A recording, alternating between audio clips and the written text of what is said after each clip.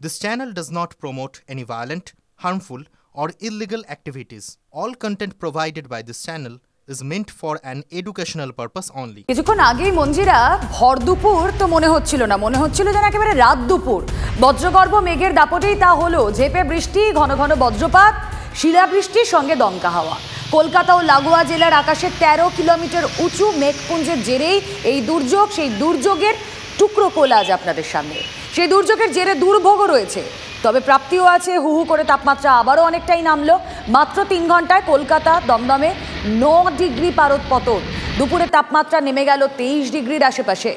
কথা বলবো, আমাদের প্রতিনিধি কমলেশ চৌধুরী রয়েছেন সঙ্গে। কমলেশ, স্বস্তি যেরকম একদিকে রয়েছে, টেম্পারেচার ফল করলো, সেরকম দুর্যোগের দুর্ভোগও কিন্তু মানুষের হচ্ছে, সেই ছবি আমরা দেখাচ্ছি।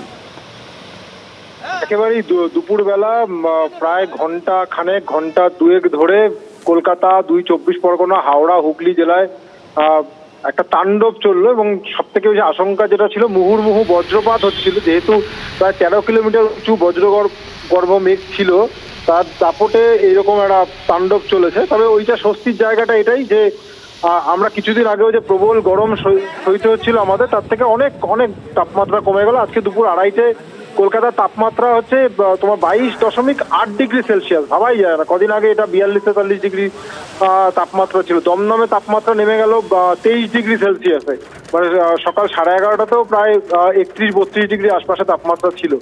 ফলে বৃষ্টির এটাই সুবিধা। এবং এই মুহূর্তের আপডেট হলো, কলকাতা এবং লাগোয়া জেলার আকাশ থেকে এই মেঘ এখন সরে গেছে, অনেক জায়গায় রোদও উঠে গেছে। এবং তবে দক্ষিণবঙ্গের অনেক জেলায়, যেমন পূর্ব বর্ধমান, পশ্চিম বর্ধমান, এই জেলাগুলো, নদিয়া, খানিকটা হুগলি, এই জেলাগুলোতে বৃষ্টি হবে এবং কোনো জায়গায় লাল সতর্কতাও জারি করা হয়েছে। এবং এটাই আপডেট যে আগামী বুধবার পর্যন্ত এই ঝড় বৃষ্টির অনুকূল পরিস্থিতি থাকবে। ঘূর্ণাবর্ত রয়েছে, ফলে এখনই মানে বৈশাখ মাসে অন্তত তাপপ্রবাহ ফিরবে না। রুমেলা। বেশ কমলেশ, আপাতত অনেক ধন্যবাদ।